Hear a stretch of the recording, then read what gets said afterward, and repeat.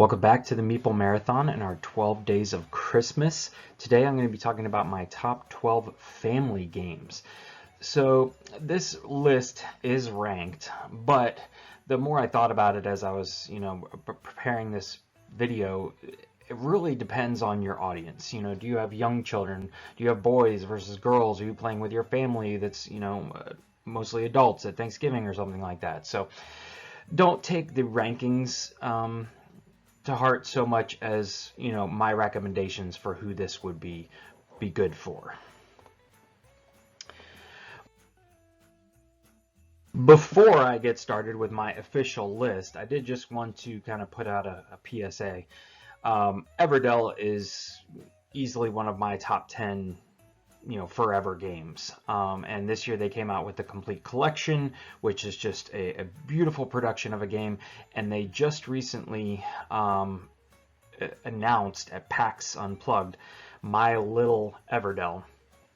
This is a version of Everdell designed for elementary school age and up, so even kindergartners, I've heard, have a just fine time playing this game. It's got the same like squishy fruit and other really nice resources. It's got the same artwork, but a much more simplified down. Basically, you're going to start with all of your workers at the very beginning of the game. You're going to send them to a location, and then you're going to have the chance to purchase a card every turn. It's not going to be, ooh, do I want to purchase a card? And there's no seasons, anything like that. There are rounds, but it reduces the rules down to a much more approachable level. I know that Starling Games has already started shipping out their pre-orders. I don't know how quickly this one's going to go off the shelf. Hopefully you see this in time to be able to get you a copy, but if not, I'm sure they'll be reprinting it in the future. Definitely keep an eye out for that one. I will be covering this in the new year.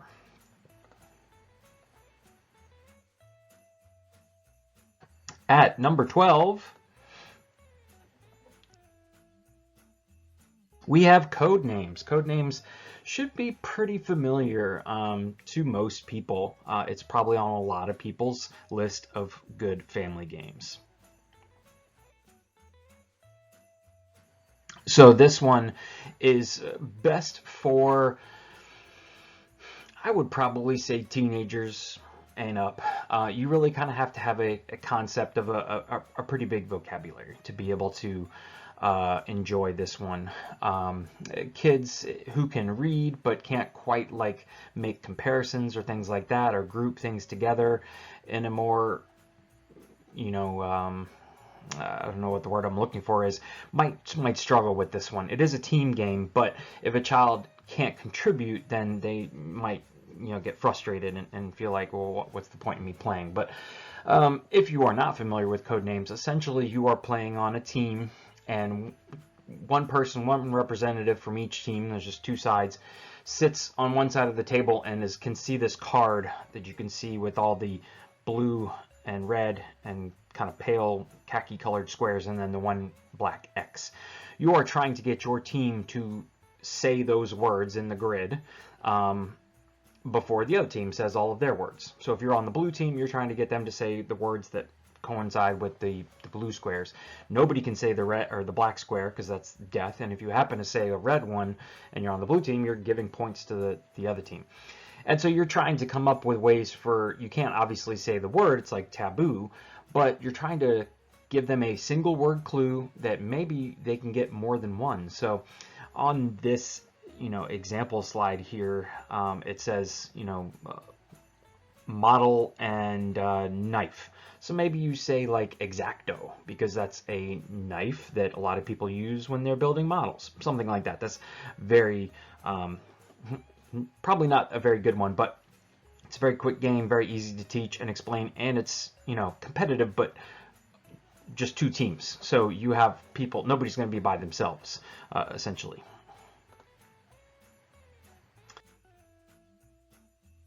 At number 11, we have Flashpoint Fire Rescue. So Flashpoint Fire Rescue is another cooperative game, and it's one where you're tasked with being a firefighter and going into a building and putting out the fire, rescuing people in the building. It's an action selection game. So what's nice about Flashpoint Fire Rescue is that it's very simple. You have a certain number of actions on your turn. You're going to use those to move through the house and put out a fire. If it goes from, if it's a fire, you turn it to a smoke side. If it's a smoke side, you completely remove it. And then there's going to be bystander tokens that you can walk around and flip over. Some of them may be like false alarms, like a toy or something like that that you could hear. Between each turn, there's this pandemic style of the fire spreading. So you're just going to roll 2 dice, and wherever those dice are on this grid of, A and B across the top and 1, 2, 3, 4 across the bottom, wherever you hit, you're going to put down a thing of smoke. Or if there's already smoke there, you're going to turn it into fire. If it was a fire already there, it's going to like explode. And, it just works. The system just works. And is very easy to teach, has a theme that most people can get behind, firefighters saving a house. But there are a lot of ways, what I really like about this game is there are a lot of ways to ramp it up. So if you are playing with younger kids, there are simple rules in the box that say, all right, cut out this part of the game and this part of the game, don't use special player powers, everybody's got the same player powers, only start with this many fires on the board. Or if you want to ramp things up, you start adding player powers, you start adding difficulty. And if this is a game you really enjoy, there's a ton of expansions that are really just maps. They might add a few tokens here or there with a rule set, but it's essentially just maps, like high-rise buildings and submarines and boats and I forget what all of them are, but they just kind of change the scenery up a little bit and maybe throw a new little twist in there, which is really nice. And those are not expensive. So, and this is not an expensive game, period, but it's a good production value, good fun cooperative game.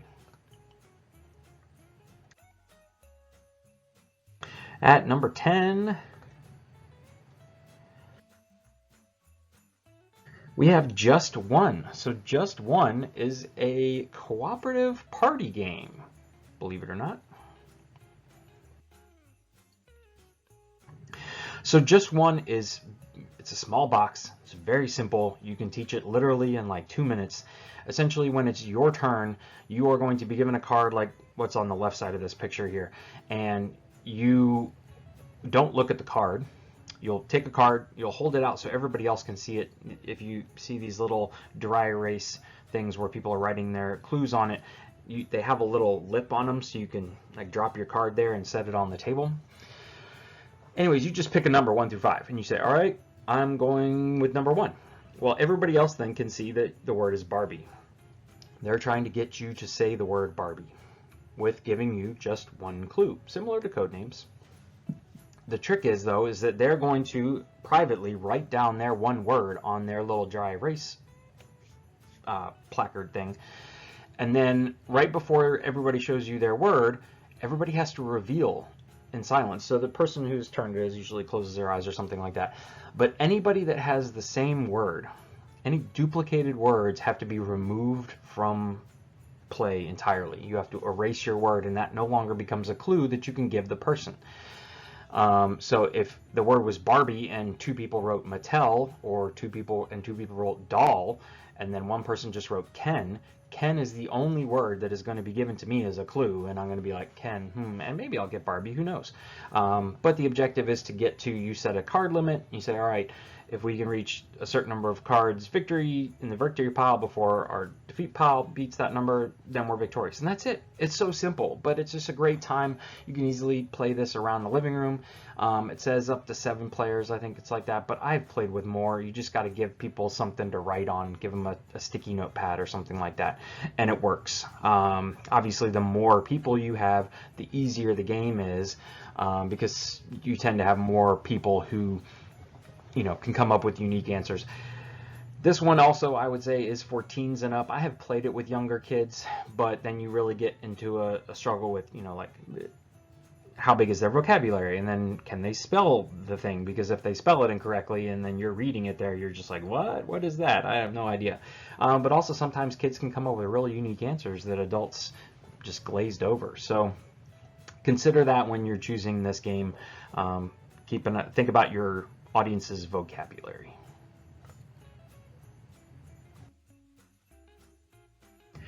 At number 9,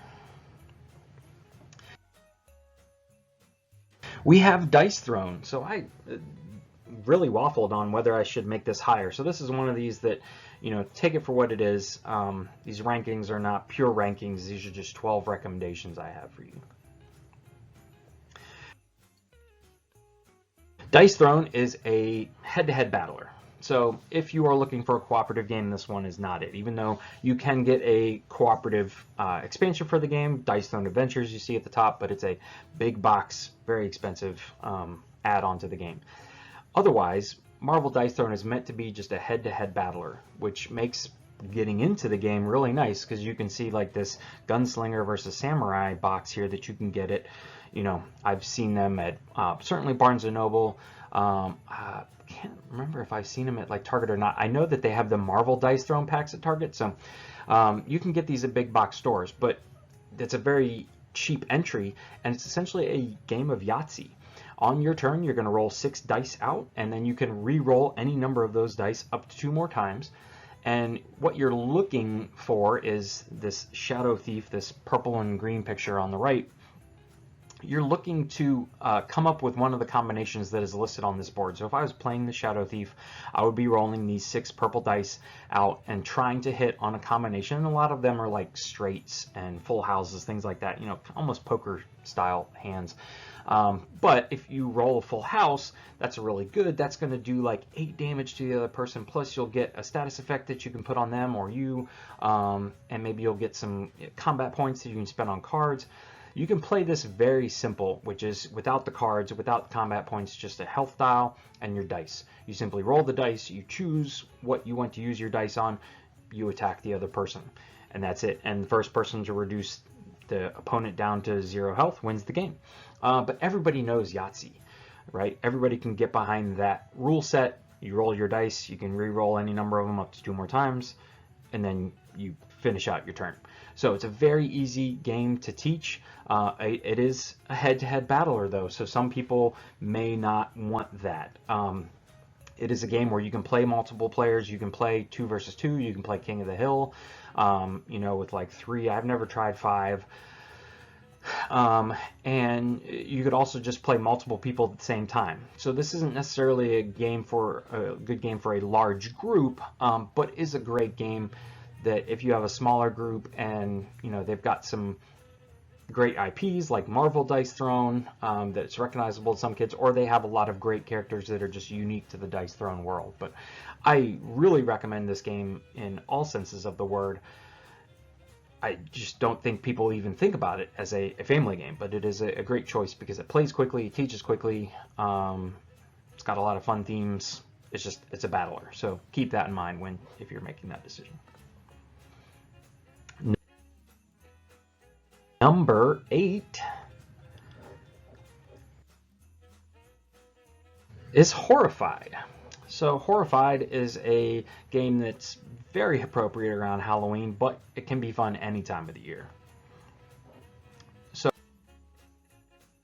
Horrified, there's actually 2 versions. This version that you see uses the Universal monsters. The Wolfmans, the Creature from Black Lagoon, Dracula, Frankenstein, Invisible Man, all the classics, the black and whites. And you have this board, and really you kind of choose the difficulty at the beginning of the game. How difficult do you want to make it? Do you want to play against 2 monsters or 3? I don't know if you can go up to 4, but and certain monsters are easier than others, but each one has a unique kind of goal that you need to accomplish in order to defeat them. Otherwise, it's all just pick up and deliver. It's all just move to a spot, pick up what's there, and it's a pick up and deliver action selection game.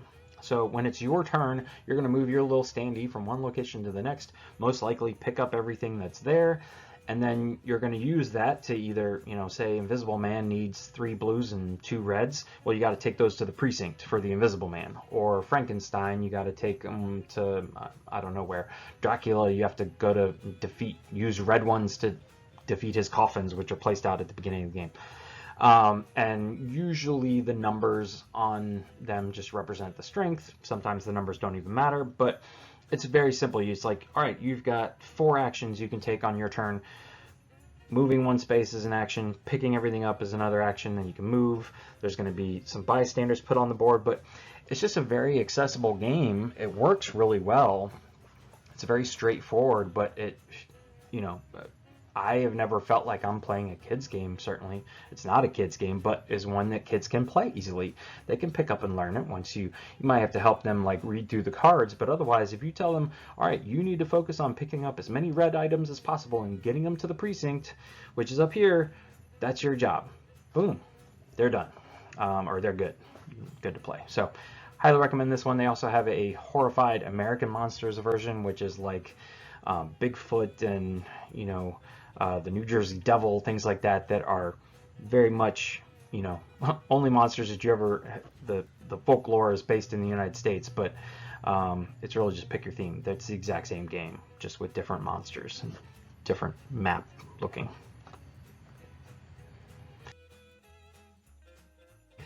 At number 7,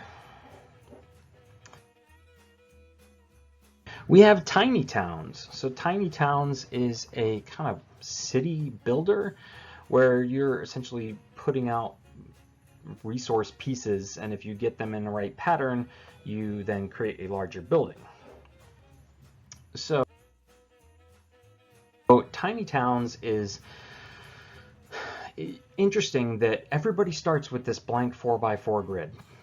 And then everybody goes around the table, and when it's your turn, you claim a resource. The blue is glass, the gray is stone, the brown is wood, the red is brick, and the yellow, I forget what the yellow is. But anyways, you just pick a color, right? And you say that out loud. You say, all right, glass, I'm going to build with glass this turn. Everybody else around the table has to build with glass as well.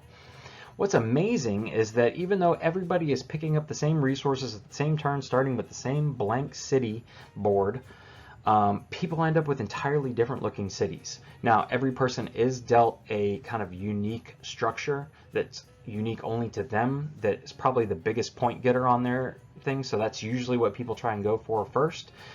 But as you're putting down these plain cubes and you're trying to replicate a pattern that you see on these building cards down on the bottom picture, once you have created that pattern on your board, you can then take a little Meeple house of that. So, like the theater is going to be a yellow, looks like almost like a church or something like that. Or no, the orange one's a church. Anyways, if you build a yellow building, there's theater, tailor, bakery, those are all yellow buildings. If you build a yellow building, if you've created that pattern, you take a yellow building Meeple and you kind of clear off all the plain cubes, and you just have to put down that yellow building in any one of the spaces that was part of the pattern you just created. But all of a sudden now you've cleared up your board, so you can now have room to put down more resource cubes. So it's definitely a Tetris style puzzle to try and get get your board, as much stuff onto your board as possible, because eventually you'll get to the point where you'll just have one lone spot over there, and one resource cube is not going to build anything. Even the wells, the little gray discs, require 2. Usually it's like a stone and a wood. So once you've kind of pigeonholed one's empty space over there, it's going to stay empty, and you get negative points at the end of the game for empty spaces. But otherwise, there's, to play the true game, there's all the ways that the buildings interact with each other, which is text at the bottom of those building cards. But you can play without that.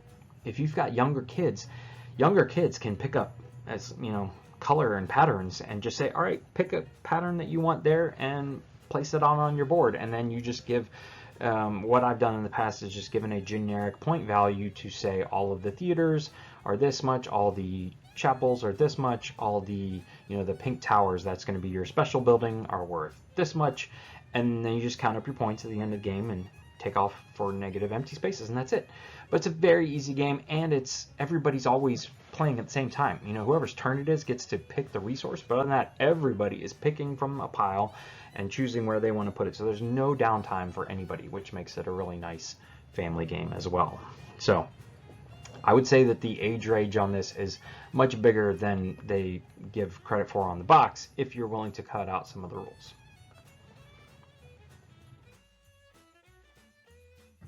Coming in at number 6, is Ticket to Ride. Now, I have up here Ticket to Ride First Journey, which is an excellent choice for families with younger kids, but really any Ticket to Ride game, choose your pick. Pick depending on the age range of your family is a great choice. So for those of you not familiar with Ticket to Ride, it is essentially a set collection game. You are trying to, each turn, more than likely, you're going to have a lot of turns where you're just drawing train cards, and those cards are going to be specific colors. And what you want to do is decide where you want to place your train down on the map. And you have cities that you want to connect. You have them on a card, and that's secret to you. When you connect those cities, you get bonus points. Other than that, whoever has the most trains down on the map is going to get more points. But say you want to go from Salt Lake City to Denver here. Well, you need to either have 2 black train cards in your hand or 2 blue train cards in your hand. Once you get those on your turn, instead of drawing cards, you can then just put down, discard the cards back into the supply and say, all right, here, I'm green player. I'm going to put down my 2 little green train pieces, cover up that line, and now, depending on your player count, maybe or maybe not, people can go there as well. But you've claimed that line. That's like 2 points. Maybe that was part of the route you needed to get to. Bam. But again, it's just everybody understands set collection. All right, little Jimmy, you need 6 blue train cards. Keep drawing until you get 6. So again, there are so many versions of Ticket to Ride out there. Take your pick. They've got the classic version, the classic European maps, and then maps from all over. They've got smaller versions of Ticket to Ride that take up less space, like New York, and I forget what the other smaller ones are. Or they've got Ticket to Ride First Journey, Ticket to Ride First Journey Europe. So depending on your audience, depending on your locale, just pick the map that works for you. Unless don't go for the special 10th anniversary edition right off the bat, but just pick a basic one, and you can find Ticket to Ride almost anywhere. So great introductory game, great for all levels. Just pick coinciding with your age range.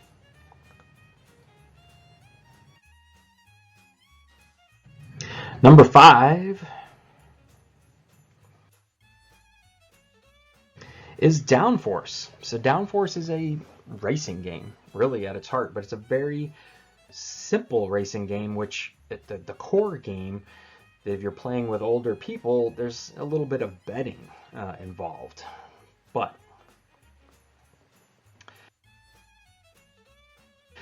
I play this a ton with my 2 younger boys.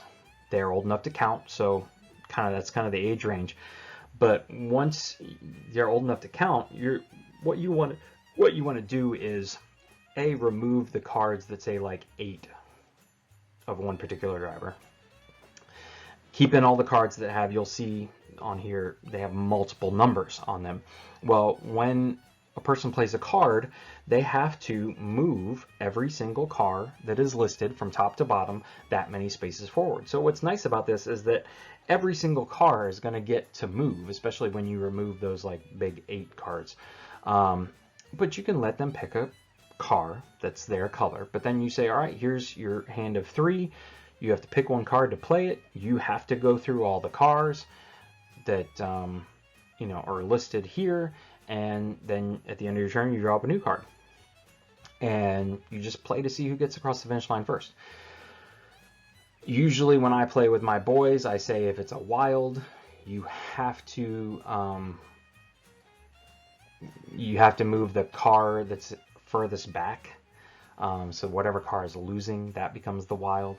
And that helps mitigate fights over who got better cards and things like that. But it makes the race fun because they may want to play, say, that card in the middle of that person's hand, and say they're red and they want to play 4 red. Well, they still have to move black 6, and so black may be one they're not even caring about, but it overtakes them.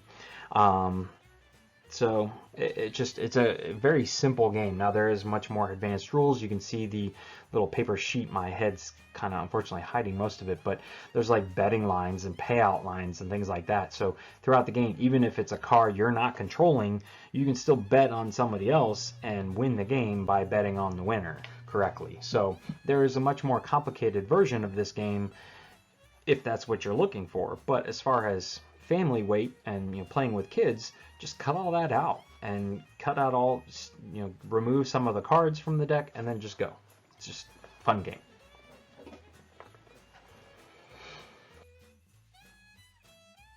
Number 4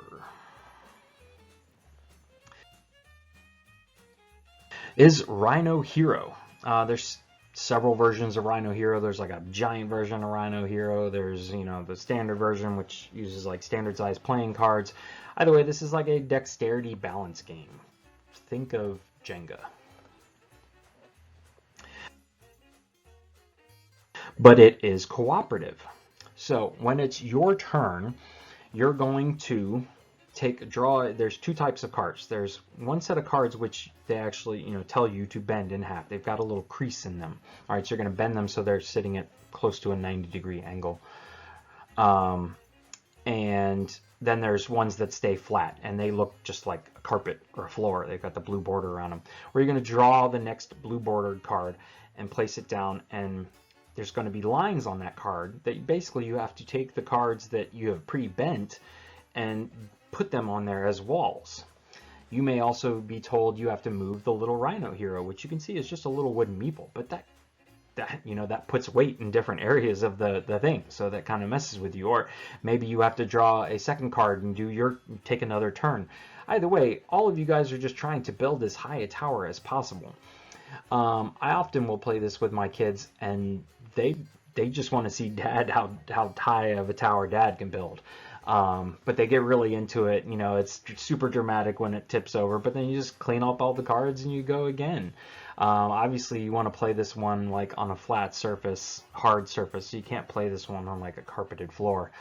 But here you can see 2 different versions of the game, one with kind of standard size cards, and then this girl here who appears to be at a convention is using one of the larger versions where they're bigger cards. I actually find the larger versions easier. Those cards are, tend to hold weight better personally, but take your pick. But again, it's kind of like Jenga. It's a dexterity balance game, but it's cooperative. You're all working together to just try and build this tower up as high as possible.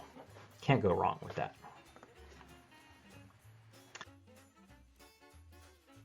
At number 3,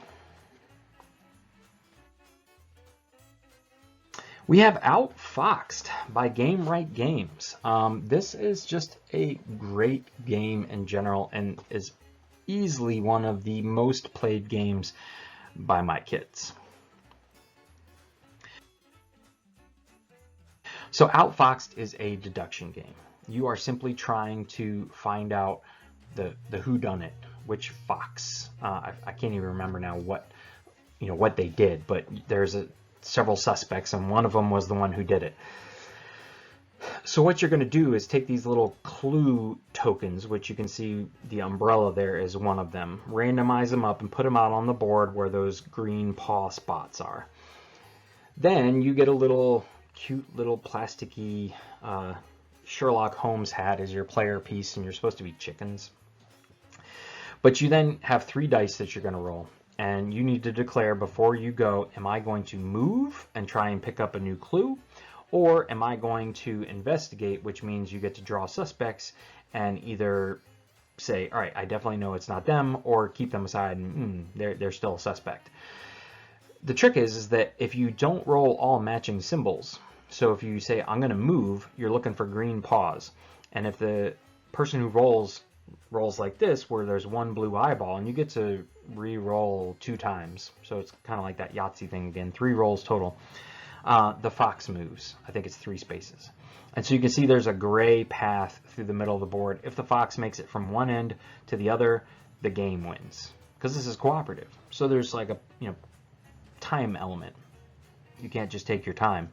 But I think the fox for us is only won like once or twice historically. Otherwise, you move around, you get these little tokens, and then you put them onto this orange slider thing that you have put the "this is the person who did it" card. There's a set of cards of who did it, and then there's a set of cards of suspect cards, and they're matching essentially. But the who did it card just has a name and then all these little green dots, or maybe it's orange. This picture looks like they're orange. But when you put this little thing there, and the way that it's shaped, you can only put it in one way, and then you slide out the revealer and you look, and do you see a dot inside that little hole? If you do, that means that the suspect in this case has an umbrella, so you can eliminate anybody that you've already revealed that doesn't have an umbrella. All right, boom, boom, boom, let's put all of them off to the side. But ooh, these two guys still have an umbrella, so we gotta, and usually you gotta find like 2 or 3 clues. If the fox is getting close, you can always just make a wild guess. But this game truly is, it says 5+ on the box, and it truly is 5+. My soon-to-be 7-year-old has probably played this game more than any other game in our collection. He will sit down and sometimes just play it by himself, moving multiple pieces or just moving his own piece. He's always begging me to play, and it really is not that bad for an adult to sit down and play. It looks very childish, but it's, you know, really not the worst game in the world. It's very reasonably priced. It's a game right game, so you can find it most places. So yeah, I highly recommend Outfoxed. It's just a wonderful little game.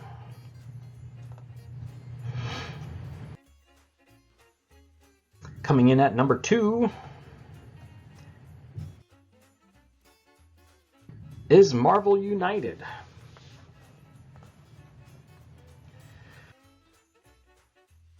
So this one definitely shot up my rankings based on just personal preference, because I absolutely love this game. But so do my boys. My boys love the superhero genre. They love the miniatures. And at the end of the day, the gameplay of this game is so straightforward, so simple. For those of you not familiar, when it's your turn, if you're Captain America, you'd have these cards in front of you, and you'd have like 3 out of your deck in front of you. And so you need to decide, do you want to take a heroic action, which is the yellow star? Do you need to move around the board, which is the green arrow? Or do you want to punch, hit somebody, which is the red fist? Or there's that one symbol that's multicolored, that's wild. And what you get to do is play down your card in a kind of timeline, and you get to take the actions of the symbols at the bottom of your card, but you also get the actions of the last hero, player that played before you. So you can have up to 4. And you basically just kind of move your miniature around, and like one red punch symbol removes 1 thug off the board. And once you've cleared a certain number of thugs and cleared a certain number of bystanders, rescue a certain number of bystanders, then you can start attacking the person. Usually it's only like 3 punches and you've knocked out the bad guy. The bad guys are going to have things around the locations that are covering them up that you have to take care of first by just playing symbols, and you cover up those symbols. And then once you've defeated those things, like it says here, entangling traps and explosive traps, once you've cleared those, then the locations actually have bonuses for you when you end your turn on them. But it really is just such a simple system, right? But it works. It's very thematic and very fun to play. And so if you're a fan of the IP, which is Marvel, this is a no-brainer. Now you can find the base sets. There's 2 base sets. There's the kind of Avengers base set and then the X-Men base set at Walmart for like, I've seen it as low as $15 on Amazon. I think maybe not Walmart, but Walmart had exclusive rights to it for a while. Super cheap, but some of the nicest miniatures that CMON produces, and just the component quality is great. Now you can upgrade this game to the wazoo. You can get expansions out the wazoo. You can be like me and own like every single miniature for the game because you love the game so much. But then once you have the base set, it really becomes, well, are you a fan of Fantastic Four? Well, go track down the Fantastic Four set. Or are you a fan of Guardians of the Galaxy? Well, go track down the Guardians of the Galaxy set. And that's going to throw in like Guardians of the Galaxy gives you, what's that guy's name? It gives you that one villain, but then gives you more heroes to play with. Or, some sets are just villains, like the Sinister Six. things like that. So my boys just have a blast playing this, and I have a blast playing it with or without my boys. So this is, anytime they want to play this one, I'm like, sure, let's do it. But since there's really very little text on the cards, you're mainly just focused on the symbols. It's a very easy game to teach and for younger kids to play, especially if they're into the theme.